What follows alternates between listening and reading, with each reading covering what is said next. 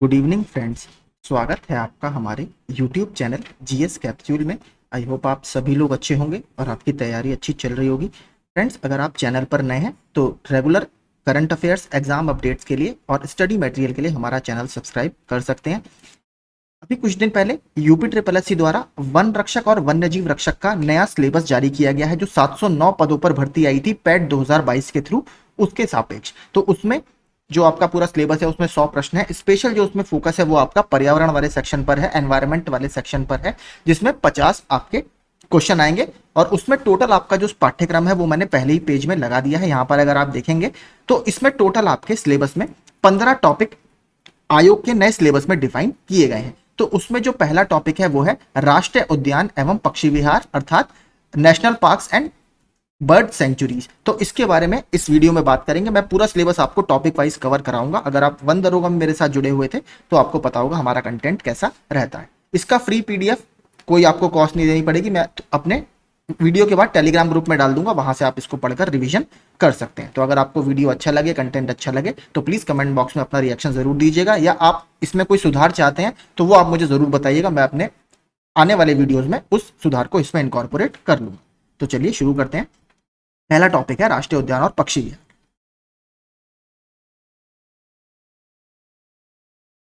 देखिए, अब सबसे पहले मैं जो स्टार्टिंग करूंगा वो करूंगा राष्ट्रीय उद्यान और पक्षी विहार एक्चुअल में होते क्या है। ये एक ब्रॉडर कैटेगरी होती है संरक्षित क्षेत्र की, प्रोटेक्टेड एरियाज।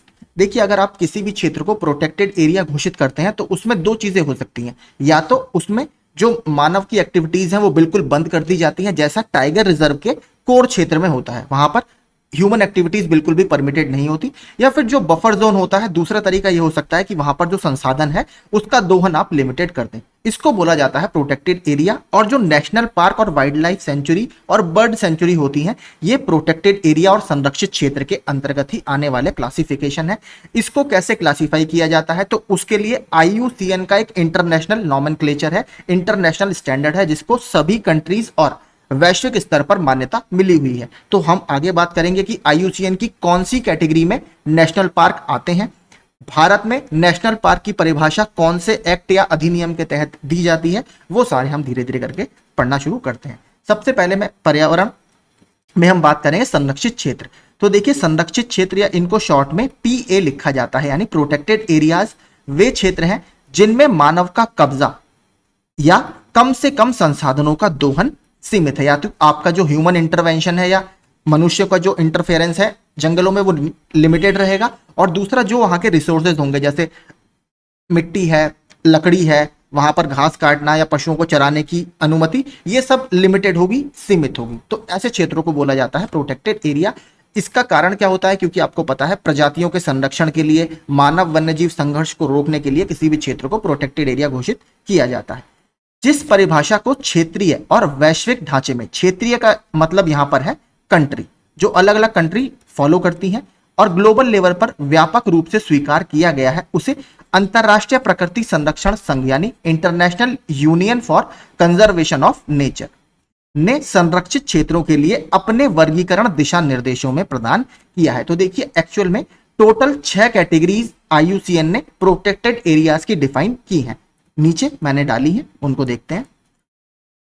अगर आप देखेंगे आईयूसीएन प्रोटेक्टेड एरियाज कैटेगरी, तो पहली कैटेगरी को दो भागों में बांटा गया है, कैटेगरी 1A और कैटेगरी 1B। कैटेगरी 2, 3, 4, 5, 6 और जो आपके नेशनल पार्क हैं वो आईयूसीएन की कैटेगरी 2 में आते हैं। ठीक है, यानी इसको काफी अच्छे स्तर का प्रोटेक्शन या संरक्षण मिला हुआ है आईयूसीएन के दिशा निर्देशों के हिसाब से। तो सबसे पहला इंपॉर्टेंट पॉइंट यही है, आईयूसीएन के कैटेगरी 2 में नेशनल पार्क्स को डिफाइन किया गया है, या इनसे संबंधित दिशा निर्देश इस कैटेगरी में मिलते हैं। आईयूसीएन का जिक्र आया तो थोड़ा सा यहां पर समरी आपको जल्दी से बता देता हूं। आईयूसीएन की स्थापना 1948 में की गई थी। पहले इसका नाम आईयूपीएन था, यानी international union for protection of nature. बाद में 1956 में, 1948 से लेकर 1956 तक इसका आईयूपीएन नाम था। फिर 1956 में इसका नाम बदलकर वर्तमान में जो इसका नाम है आईयूसीएन, ये रख दिया गया है। इसके हेडक्वार्टर की बात करें तो इसका हेडक्वार्टर ग्लैंड, ठीक है, GLAND, ग्लैंड, स्विट्जरलैंड में स्थित है। इसके द्वारा एक बहुत इंपॉर्टेंट बुक पब्लिश की जाती है जिसको बोला जाता है रेड डेटा बुक। ठीक है, इसमें जितने भी आपके संकटग्रस्त प्रजातियां होती हैं उसको रखा जाता है या उसकी पूरी एक लिस्ट ये मेंटेन करता है। इसके बारे में डिटेल में बाद में बात करेंगे, अभी आपके लिए जानकारी के लिए इतना काफी है। और इसमें एनिमल और प्लांट्स दोनों को इंक्लूड किया जाता है। अब देखते हैं, बात करते हैं भारत में जो संरक्षित क्षेत्र हैं उनको ब्रॉडली 5 पार्ट्स में डिवाइड किया जाता है, वो मैं आपको बताता हूं। सबसे पहला नेशनल पार्क या राष्ट्रीय उद्यान, दूसरा वाइल्ड लाइफ सेंचुरीज या वन्यजीव अभयारण्य। वर्तमान में अगर नेशनल पार्क की बात करें तो भारत में टोटल 106 नेशनल पार्क हैं। वन्यजीव अभयारण्य तो लगभग भारत में 597 वन्यजीव अभयारण्य है। तीसरा आता है आपका संरक्षण रिजर्व, जिसको इंग्लिश में कंजर्वेशन रिजर्व बोला जाता है।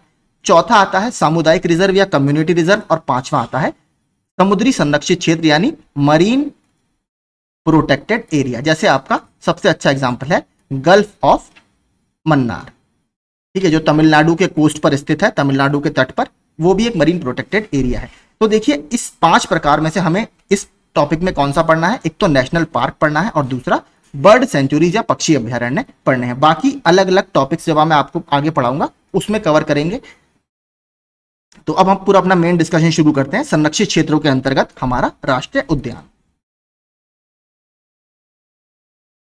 संरक्षित क्षेत्र यानी प्रोटेक्टेड एरिया को वन्य जीव संरक्षण अधिनियम 1972, जिसको इंग्लिश में वाइल्ड लाइफ प्रोटेक्शन एक्ट 1972 में परिभाषित किया गया है। तो पहला फैक्ट इंपॉर्टेंट क्या है, नेशनल पार्क संरक्षित एरिया को या प्रोटेक्टेड एरिया को कौन से अधिनियम के तहत परिभाषित किया गया है, वाइल्ड लाइफ प्रोटेक्शन एक्ट 1972 के तहत। और इसकी धारा 2 सेक्शन 2 सब क्लॉज 24 कहती है संरक्षित क्षेत्र का अर्थ एक राष्ट्रीय उद्यान यानी नेशनल पार्क, अभयारण्य यानी सेंचुरी, इसमें आपकी वाइल्ड लाइफ सेंचुरी और बर्ड सेंचुरी दोनों हो सकते हैं, यानी वन्यजीव अभयारण्य और पक्षी अभयारण्य दोनों हो सकते हैं।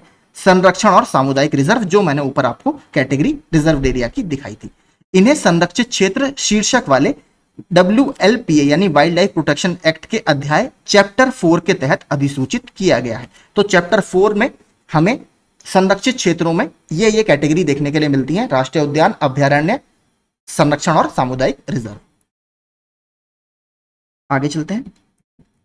भारत सरकार के पर्यावरण, वन एवं जलवायु परिवर्तन मंत्रालय के मुताबिक नेशनल पार्क या राष्ट्रीय उद्यान वह संरक्षित क्षेत्र होता है जिसे संबंधित राज्य सरकार द्वारा पारिस्थितिक, अब देखिए यहां पर एक बहुत इंपॉर्टेंट टर्म है राज्य सरकार।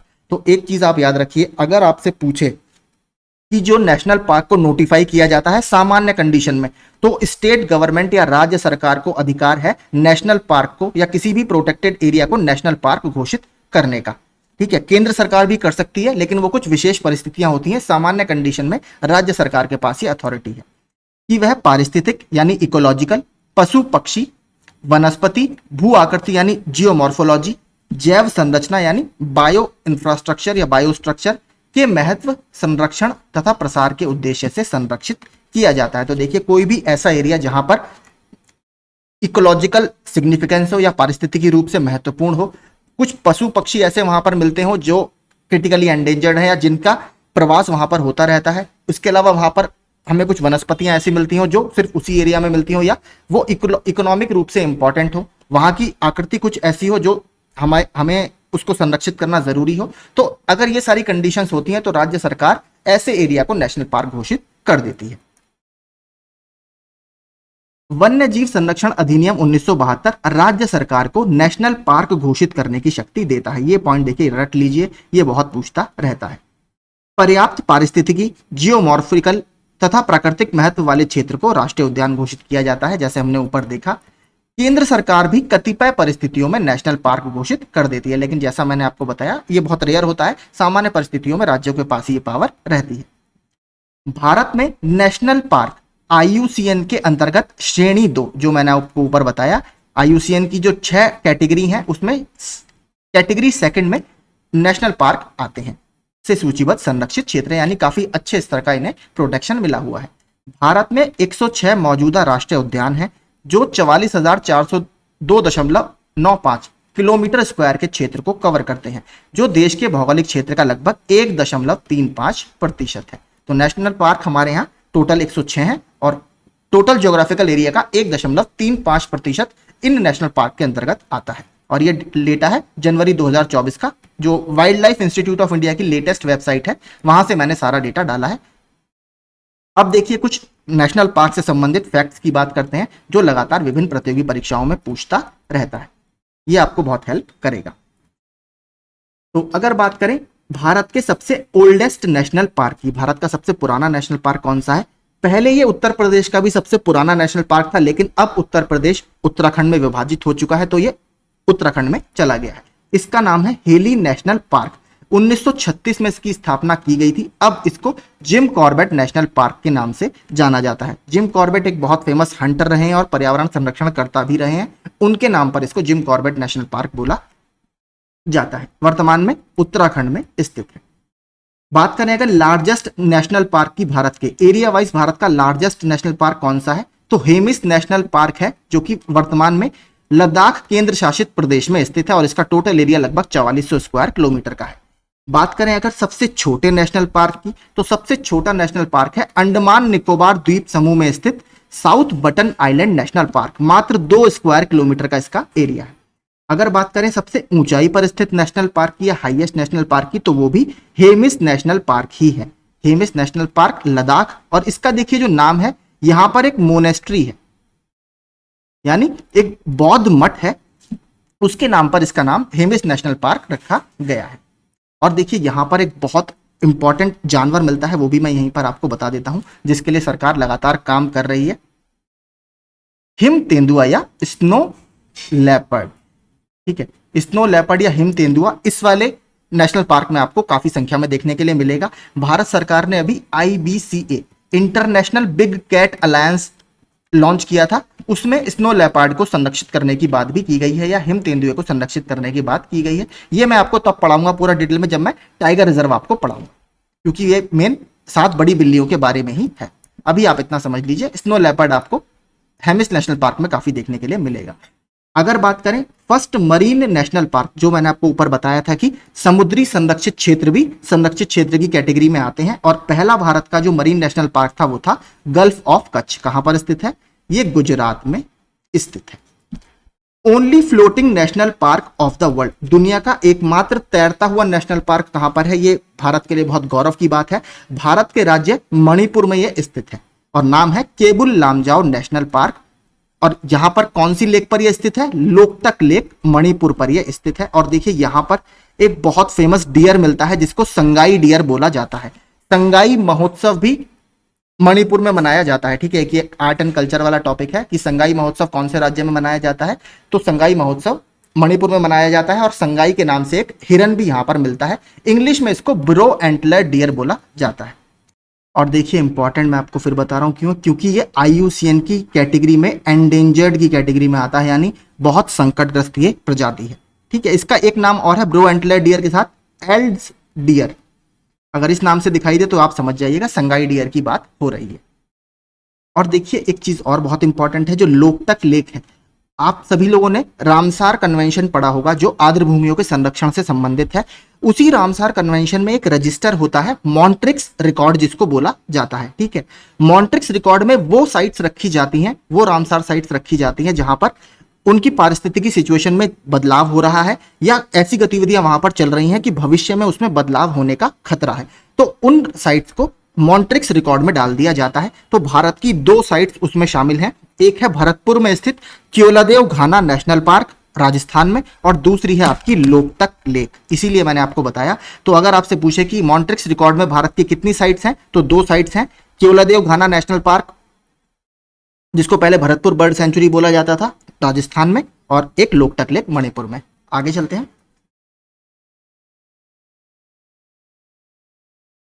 State having highest number of national park, तो कौन से राज्य में सबसे ज्यादा नेशनल पार्क हमें देखने के लिए मिलते हैं? मध्य प्रदेश में है 11 नेशनल पार्क, और मध्य प्रदेश को टाइगर स्टेट ऑफ इंडिया भी बोला जाता है क्योंकि सबसे ज्यादा टाइगर भी हमें यहीं मिलते हैं।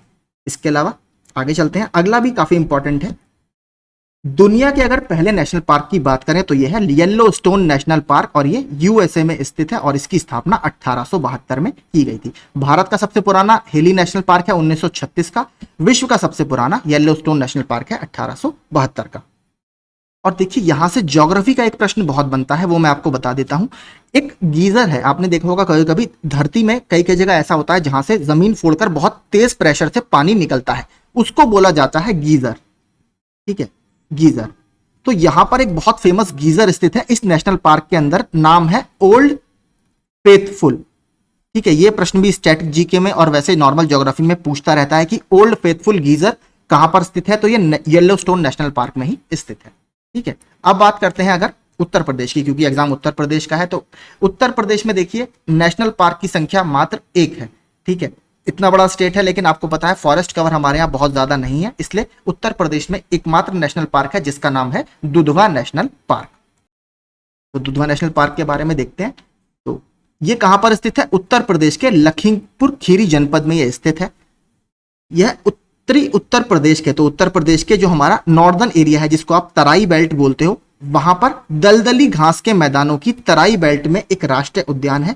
इसकी स्थापना 1977 में की गई है। तो देखिए एक हंटर थे, शिकारी थे, नाम मैं बता देता हूं, कुंवर बिल्ली अर्जन सिंह। तो ये पर्यावरण संरक्षण करता भी थे तेंदुओं के क्षेत्र में, और जो बाघ हैं, बाघों के क्षेत्र में इन्होंने काफी काम किया। इन्हीं के एफर्ट्स के कारण 1977 में, इंदिरा गांधी जी उस समय सरकार रही करती थी, उस दौरान दुधवा को एक नेशनल पार्क का दर्जा दिया गया। और बाद में देखिए 1987 में इस पार्क को टाइगर रिजर्व घोषित किया गया और प्रोजेक्ट टाइगर के दायरे में लाया गया, क्योंकि आपको पता है 1973 में भारत में प्रोजेक्ट टाइगर शुरू हो गया था टाइगरों की संख्या को बढ़ाने के लिए। हाल ही में 2023 में इसने 50 साल भी पूरे कर लिए हैं। इसी दौरान मैं बता रहा हूं जो इंटरनेशनल बिग कैट अलायंस 7 बिल्लियों की प्रजाति, बड़ी बिल्लियों की प्रजाति को संरक्षित करने के लिए अलायंस बनाया गया, वो इसी 50 साल के सेरेमनी में बताया गया था। इसकी बात में करेंगे डिटेल में।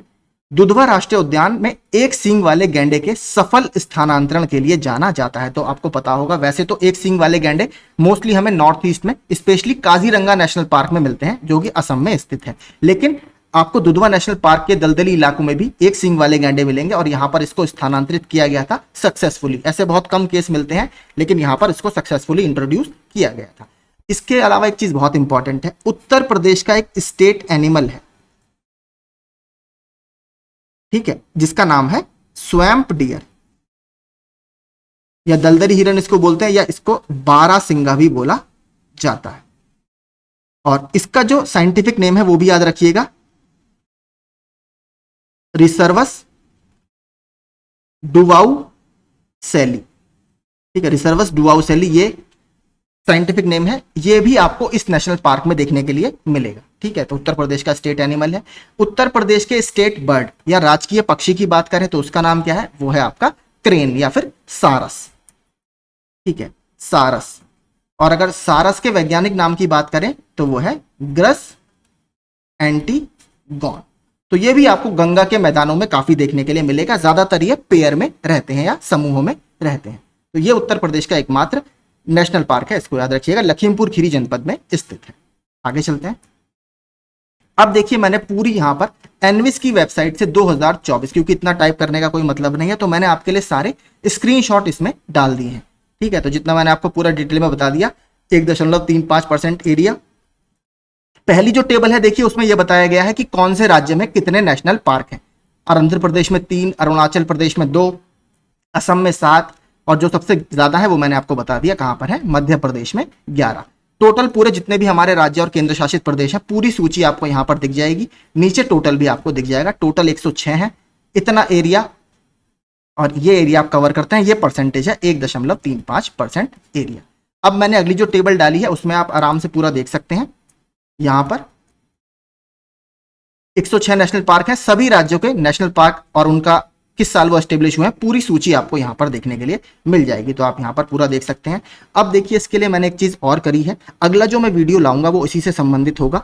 घटना चक्र और परीक्षा वाणी की जो पर्यावरण की बुक आती है उसमें से मैंने पिछले 22 सालों के जितने ऑब्जेक्टिव क्वेश्चन आए थे उसमें से नेशनल पार्क की निकालकर एक टेबल बना दी है, वो टेबल आप पढ़ लीजिएगा। उसके अलावा कोई प्रश्न नहीं आता, घूम फिर के वही सारे प्रश्न आते हैं, तो इसको भी आप देख लीजिएगा एक बार। और वो जो मैं टेबल दूंगा उसको आप पूरा रिवाइज कर लीजिएगा, उससे बाहर कुछ नहीं जाएगा। वन दरोगा में भी उसमें से सारा आ गया था। ठीक है, तो ये पूरी सूची है, इसको आप देख लीजिएगा। ठीक है, यहाँ पर 106 के 6 नेशनल पार्क मैंने पूरी इस टेबल में डाल दिए हैं। अब देखिए इसके अलावा एक चीज बहुत इंपॉर्टेंट है, ये नेशनल पार्क, इनको मैं आपसे कहूंगा प्लीज एक बार जरूर ढंग से पढ़ लीजिएगा। नेशनल पार्क्स इन यूनेस्कोज वर्ल्ड हेरिटेज कन्वेंशन। देखिए एक्चुअल में क्या है, जो यूनेस्को है ये साइट्स मेंटेन करती है, इसकी वर्ल्ड हेरिटेज कन्वेंशन है। इसमें 3 कैटेगरी होती हैं, ठीक है, मैं आपको तीनों बता देता हूं। एक होती है नेचुरल साइट्स, ठीक है, एक होती है आपकी कल्चरल साइट्स, एक होती है आपकी मिक्स्ड साइट, ठीक है। तो जो नेचुरल साइट्स है और मिक्स्ड साइट है, इसमें टोटल भारत की 7 साइट है नेचुरल में, और मिक्स्ड में भारत की 1 साइट है। तो इन 8 नेशनल पार्क को आप प्लीज जरूर याद कर लीजिएगा, ये इंपॉर्टेंट है, मैं सारे आपको बता देता हूं। पहला है great Himalayan national park conservation area, 2014 में इंट्रोड्यूस किया गया, और कहां पर है ये हिमाचल प्रदेश में स्थित है। काजीरंगा नेशनल पार्क एक सींग वाले गैंडों के लिए फेमस है, कहां पर है, असम में स्थित है। क्योलादेव नेशनल पार्क, ये कहां पर स्थित है, ये राजस्थान में स्थित है। और मैंने आपको बताया रामसार कन्वेंशन के मॉन्ट्रिक्स रिकॉर्ड में केवलादेव जो ये घना लेक है ये शामिल है।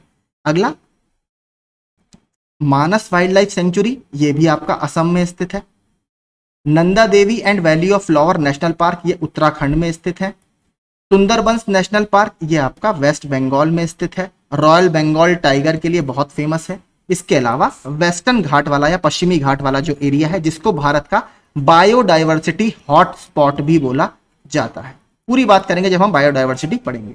इसके अलावा मिश्रित श्रेणी में यूनेस्को की एक और साइट है खांगचनजोंगा नेशनल पार्क, जो सिक्किम में है, ठीक है। तो ये सारे फैक्ट्स आप याद रखिएगा। ये 8 नेशनल पार्क यूनेस्को के वर्ल्ड हेरिटेज कन्वेंशन में शामिल हैं। टोटल भारत में 106 हैं। उत्तर प्रदेश में एकमात्र है दुधवा नेशनल पार्क, जो लखीमपुर खीरी में स्थित है,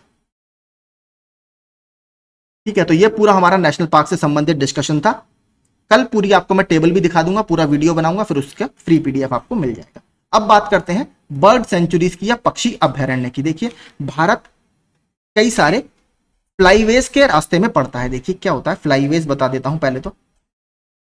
फ्लाईवेज होते हैं, जो आपने देखा होगा जब साइबेरिया वगैरह में सर्दियों के मौसम में बहुत ज्यादा ठंड पड़ने लगती है, तो जो पक्षी होते हैं वो वहां से दूसरी कंट्रीज में प्रवास करते हैं, तो इनको बोला जाता है फ्लाईवेज। जिस रास्ते से वो आते हैं उनको फ्लाईवेज बोला जाता है। तो भारत जो देश है वो कई सारे फ्लाईवेज के रास्ते में पड़ता है, इसीलिए भारत में प्रवासी पक्षियों की संख्या बहुत ज्यादा है, और जो भारत में मिलते हैं पक्षी वो तो हमारे यहाँ है ही। इसीलिए बर्ड सेंचुरीज या पक्षी अभयारण्य बनाए जाते हैं, ताकि इन पक्षियों की संख्या को मेंटेन किया जा सके, क्योंकि ये भी कहीं ना कहीं पर्यावरण में हमारा काफी अहम रोल प्ले करते हैं, ठीक है। अब भारत में देखिए एक बहुत इंपॉर्टेंट संस्था है बॉम्बे नेचुरल हिस्ट्री सोसाइटी। ये भारत में पूरा जितने भी बर्ड एरियाज होते हैं उसको मैनेज करने में हेल्प करती है। और एक संस्था है अंतरराष्ट्रीय स्तर पर बर्ड लाइफ इंटरनेशनल। इन दोनों के बारे में हम इसमें पढ़ेंगे। टोटल भारत में 72 पक्षी अभयारण्य बॉम्बे नेचुरल हिस्ट्री सोसाइटी ने एनलिस्ट किए हैं। 72 के साथ साथ स्पेशली मैंने यूपी के भी नीचे डाल दिए हैं कि यूपी में कौन कौन से पक्षी अभयारण्य हैं। बॉम्बे नेचुरल हिस्ट्री सोसाइटी के अनुसार भारत में लगभग 72 पक्षी अभयारण्य और पक्षियों की लगभग 1210 प्रजातियां पाई जाती हैं। अगर बात करें बॉम्बे नेचुरल हिस्ट्री सोसाइटी की, 15 सितंबर 1883 को स्थापित बॉम्बे नेचुरल हिस्ट्री सोसाइटी संरक्षण और जैव विविधता अनुसंधान में यानी कंजर्वेशन और बायोडाइवर्सिटी के रिसर्च में लगे भारत के सबसे बड़े गैर सरकारी संगठन यानी नॉन गवर्नमेंट ऑर्गेनाइजेशन में से एक है। यह देखिए बेसिकली अनुदान के माध्यम से कार्य करती है, कई शोध प्रयासों का समर्थन करता है और बॉम्बे नेचुरल हिस्ट्री सोसाइटी के जर्नल को प्रकाशित करता है। इससे देखिए एक बहुत फेमस पर्सनैलिटी जुड़ी है, पक्षी विज्ञानी सलीम अली और एस डिलन रिप्ले सहित कई प्रमुख प्रकृतिवादी इससे जुड़े रहे हैं। सलीम अली सर जो है इनको भारत का बर्ड मैन, ठीक है, बर्ड मैन ऑफ इंडिया बोला जाता है, ठीक है। एक प्रश्न और बनता है, पक्षियों की साइंटिफिक स्टडी को या पक्षियों के वैज्ञानिक अध्ययन को किस नाम से बुलाया जाता है? तो इसको बोला जाता है ऑर्निथोलॉजी, ठीक है। ऑर्निथोलॉजी जो ब्रांच होती है ये पक्षी विज्ञान की ब्रांच होती है, यानी पक्षियों से संबंधित स्टडी को ऑर्निथोलॉजी बोला जाता है। और भारत का एक बहुत फेमस सेंटर है Salim Ali centre for ornithology and natural history. ये प्रश्न पूछा हुआ है रेलवे में पहले, ठीक है, फिर बता देता हूं। Salim Ali centre for ornithology and natural history ये कहां पर स्थित है? कोयम्बटूर, तमिलनाडु में स्थित है, ठीक है, तो ये आप याद रखिएगा, ये प्रश्न पूछता रहता है। सलीम अली कौन थे? सलीम अली जी बहुत एक फेमस पक्षी विज्ञानी थे जो बॉम्बे नेचुरल हिस्ट्री सोसाइटी से भी जुड़े हुए थे और इनको भारत का बर्ड मैन ऑफ इंडिया बोला जाता है और पक्षियों की स्टडी को ऑर्निथोलॉजी कहा जाता है। अब बात करते हैं बर्ड लाइफ इंटरनेशनल। देखिए बर्ड लाइफ इंटरनेशनल क्यों मैं आपको पढ़ा रहा हूं, जो international union of conservation of nature की रेड डेटा बुक आती है उसमें जो पक्षियों से संबंधित लिस्ट किया जाता है या कौन से पक्षी इस समय खतरे में है, उसके लिए जो संगठन की को जिम्मेदारी दी है वो IUCN ने बर्ड लाइफ इंटरनेशनल को दी है। यानी बर्ड लाइफ इंटरनेशनल अगर रिकमेंड करता है कि इस पक्षी की संख्या कम हो रही है तो आप इसको रेड डेटा लिस्ट में डालो, तो उसके लिए ऑफिशियल अथॉरिटी यही है, इसलिए हमारे लिए इंपॉर्टेंट है। तो इसके बारे में पढ़ते हैं। बर्ड लाइफ इंटरनेशनल यह गैर सरकारी संगठनों की एक वैश्विक साझेदारी है जो पक्षियों और उनके आवासों के संरक्षण का कार्य करती है। और जो पक्षी अभयारण्य होते हैं वो एक्चुअल में पक्षियों के आवास ही होते हैं। इसकी स्थापना 1922 में अंतरराष्ट्रीय पक्षी संरक्षण परिषद के रूप में की गई थी। बाद में देखिए इसका नाम बदलकर 1928 में अंतरराष्ट्रीय पक्षी संरक्षण समिति कर दिया गया परिषद की जगह। फिर 1960 में अंतरराष्ट्रीय पक्षी संरक्षण परिषद और 1993 में बर्ड लाइफ इंटरनेशनल इसका नाम कर दिया गया है। तो 1960 से हम इसको 1993 से हम इसको किस नाम से जानते हैं? Bird life international. अगर आप नीचे देखेंगे बर्ड लाइफ इंटरनेशनल ने 13,000 महत्वपूर्ण पक्षी और जैव विविधता क्षेत्रों की, अब देखिए इसको शॉर्ट में बोला जाता है IBAs, important bird and biodiversity areas. ठीक है, इसकी जो पहचान करता है वो बर्ड लाइफ इंटरनेशनल करता है। यानी पक्षियों से संबंधित कौन कौन से महत्वपूर्ण क्षेत्र हैं, ऐसे लगभग इन्होंने पूरे विश्व में 13,000 क्षेत्रों की पहचान की है। और यह पक्षियों के लिए प्रकृति की लाल सूची जो मैं आपको बता रहा हूं रेड डेटा बुक के संरक्षण के लिए आधिकारिक अंतरराष्ट्रीय संघ है। यानी इसको ही अथॉरिटी है कि पक्षियों की कौन सी प्रजाति रेड डेटा बुक की थ्रेटेंड लिस्ट में जाएगी। भारत में काफी इंपॉर्टेंट पक्षी है ग्रेट इंडियन बस्टर्ड। ठीक है, ये बहुत इंपॉर्टेंट है ग्रेट इंडियन बस्टर्ड। इसको सामान्य भाषा में गोदावण बोला जाता है। ये भारत में क्रिटिकली एंडेंजर्ड एक स्पीशीज है पक्षी की। ठीक है, बहुत बड़ा पक्षी होता है। राजस्थान का जो डिजर्ट नेशनल पार्क है या मरुस्थल नेशनल पार्क है वहां पर हमें ये काफी ज्यादा देखने के लिए मिलता है। आप इसके फोटोज वगैरह ऑनलाइन जाकर देख सकते हैं। इसके साथ दिक्कत क्या आती है, इसका लो फ्रंटल विजन होता है, मतलब ये सामने बहुत ज्यादा दूर तक नहीं देख पाता। इसीलिए वहां पर जो बिजली की तारें हैं राजस्थान में, ठीक है, राजस्थान में आपको पता है विंड एनर्जी काफी बनती है, तो जो बिजली की तारें हैं उससे टकराकर इनकी काफी मृत्यु हो जाती है। सुप्रीम कोर्ट ने अभी ऑर्डर भी दिया था कि जहां पर ग्रेट इंडियन बस्टर्ड का आवास है वहां पर आप अंडरग्राउंड ट्रांसमिशन लाइन भेजिए। इसके अलावा प्रोजेक्ट गोदावण, ठीक है, प्रोजेक्ट गोदावण भी राजस्थान सरकार के द्वारा शुरू किया गया है क्योंकि मुख्य रूप से इनका कंसंट्रेशन राजस्थान गुजरात के क्षेत्रों में देखने के लिए मिलता है। ठीक है, आगे चलते हैं। जो पूरी 72 बर्ड सेंचुरीज है या पक्षी अभयारण्य है उसकी सूची आपको नीचे यहां पर देखने के लिए मिल जाएगी। हमारे लिए इंपॉर्टेंट है उत्तर प्रदेश, तो हम उत्तर प्रदेश का पूरा डिस्कशन करेंगे, बाकी सारे आप यहां पर देख लीजिएगा। 72 टोटल इंडिया में बर्ड सेंचुरीज हैं जो फेमस है। अब बात करते हैं जो उत्तर प्रदेश में स्थित बर्ड सेंचुरी है, जो लगातार आपसे, आप अगर यूपी स्पेशल कवर करते होंगे हर साल आपसे 1 या 2 प्रश्न इससे पूछता रहता है। तो ये है आपकी बर्ड सेंचुरीज इन उत्तर प्रदेश। मैंने इनका किस साल में ये बनाई गई वो भी डाला है और कौन से जिलों में शामिल है, क्योंकि प्रश्न आपसे यही पूछता है। तो सबसे पहले Nawabganj bird sanctuary, Nawabganj bird sanctuary 1984 में बनाई गई और उत्तर प्रदेश के उन्नाव जिले में स्थित है। समसपुर बर्ड सेंचुरी 1987 में रायबरेली में है। लाख बहोशी बर्ड सेंचुरी 1988 में कन्नौज में। सांडी बर्ड सेंचुरी ये हरदोई में स्थित है, ये भी काफी फेमस है। बखीरा बर्ड सेंचुरी 1990 में संत कबीर नगर में। ओखला बर्ड सेंचुरी 1990 में गौतम बुद्ध नगर। सामन बर्ड सेंचुरी मैनपुरी में। पार्वती अरंगा बर्ड सेंचुरी, ये रिपीटेड प्रश्न है, 2 बार पूछा जा चुका है, ये गोंडा में स्थित है। विजय सागर बर्ड सेंचुरी महोबा में। पटना बर्ड सेंचुरी एटा में। सूर सरोवर या कीथम बर्ड सेंचुरी आगरा और इटावा के कॉन्फ्लुएंस जोन में। जयप्रकाश नारायण बर्ड सेंचुरी जिसको सुराहा ताल के नाम से भी जानते हैं बलिया में। बलिया, एक बात और इंपॉर्टेंट है, उत्तर प्रदेश का सबसे पूर्वी जिला है। ठीक है, उत्तर प्रदेश का सबसे पूर्वी जिला है। Doctor Bhimrao Ambedkar bird sanctuary ये प्रतापगढ़ में है। इसके अलावा शेखा लेक ये अलीगढ़ में स्थित है। तो ये सारे उत्तर प्रदेश के पक्षी अभयारण्य बार बार घुमा फिराकर यही पूछता रहता है। ठीक है, मैं भी दिखा भी दूंगा आपको, तब आपको समझ में आ जाएगा। इसके अलावा देखिए एक चीज यहाँ पर और हम इंपॉर्टेंट कवर करेंगे, रामसार साइट। देखिए रामसार साइट वैसे टॉपिक आपका इसमें नहीं है, लेकिन मैं क्यों कवर करा रहा हूँ, आप देखेंगे रामसार जो कन्वेंशन है वो आर्द्र भूमियों या वेटलैंड के कंजर्वेशन से संबंधित है, और पशु पक्षी ज्यादातर जितने होते हैं वो लेक्स वगैरह या आर्द्र भूमि के पास आपको दिखाई देते हैं। तो उत्तर प्रदेश में टोटल 10 रामसार साइट हैं, जिसमें से मैंने आपको जो अभी बर्ड सेंचुरी दिखाई है उत्तर प्रदेश की, इसमें बहुत सारे कॉमन है।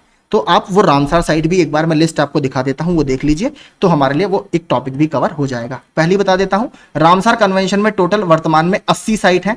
सबसे ज्यादा आपको तमिलनाडु की साइट मिलेंगी और सेकंड नंबर पर यूपी है। यूपी में टोटल 10 रामसार साइट है। तो मैं सारी साइट्स आपको दिखा देता हूं। ये है देखिए Ramsar sites in Uttar Pradesh. सबसे पहला देखेंगे तो नवाबगंज पक्षी अभ्यारण्य, जो हमने ऊपर देखा कहां पर है, उन्नाव में स्थित है। इसके अलावा पार्वती अर्गा पक्षी अभ्यारण्य, ये आपका गोंडा में स्थित है। ठीक है, सामन अभ्यारण्य, ये समसपुर होगा, माफ कीजिए, समसपुर अभ्यारण्य ये आपका रायबरेली में है। ठीक है, सांडी अभ्यारण्य हरदोई में है। सरसाई नवार झील, इसके अलावा सूर सरोवर झील, ऊपरी गंगा, बखीरा वन्यजीव अभ्यारण्य और हैदरपुर आर्द्र भूमि, ये सारे उत्तर प्रदेश के वेटलैंड्स है या रामसार साइट है। तो अगर आपने इसमें एक चीज देखी होगी तो बहुत सारे जो मैंने आपको ऊपर पक्षी अभ्यारण्य बताए वो आपके रामसार साइट भी हैं। तो एटलीस्ट आप उन साइट्स को बहुत अच्छे से पढ़ लीजिएगा। मैं आपको अभी दिखाता हूं कि प्रीवियस ईयर के क्वेश्चन इससे कैसे पूछे जाते हैं, तो आपको ज्यादा बेहतर समझ में आएगा।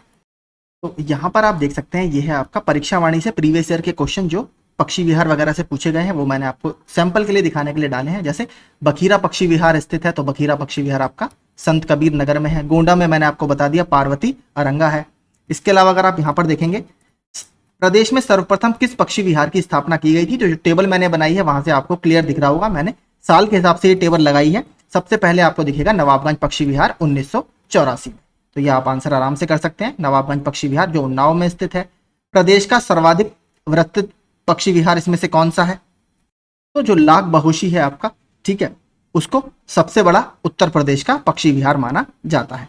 और कहां पर स्थित है ये, जो उत्तर प्रदेश की इत्र नगरी है कन्नौज, वहां पर यह स्थित है। तो बस इस तरीके से देखिए इसमें प्रश्न पूछता रहता है। जैसे ये यहाँ पर मैचिंग में आ गया, नवाबगंज पक्षी विहार उन्नाव में है, ओखला गौतम बुद्ध नगर में है, समसपुर रायबरेली में, पार्वती अरग्गा गोंडा में। तो इस तरीके के प्रश्न आपसे पूछता रहता है। ठीक है, तो अगर आपको टेबल्स अच्छी लगी हो और वीडियो पसंद आया हो, क्योंकि पूरा वीडियो हमने कवर कर लिया है, इसके अलावा मुझे नहीं लगता कुछ भी देखिए इससे बाहर प्रश्न जाएगा। इसका फ्री पीडीएफ आपको मेरे टेलीग्राम ग्रुप में मिल जाएगा। और कल या परसों में आपको जो नेशनल पार्क है, वाइल्ड लाइफ सेंचुरी है, पिछले 22 सालों की पूरी टेबल आपको प्रोवाइड करा दूंगा। पहले वीडियो में एक्स्ट्रा फैक्ट्स भी आपको बता दूंगा, उसके बाद उसको करंट अफेयर्स के साथ लिंक कर मैं आपको टेलीग्राम ग्रुप में पीडीएफ प्रोवाइड करा दूंगा। ठीक है, तो अगर आपको सेशन अच्छा लगा हो, आपके कॉन्सेप्ट्स क्लियर हुए हो, तो प्लीज़ आप चैनल को सब्सक्राइब कर दीजिएगा और वीडियो को लाइक ज़रूर कीजिएगा। इसका पीडीएफ आपको टेलीग्राम ग्रुप में थोड़ी देर में मैं डाल दूंगा। Thank you so much.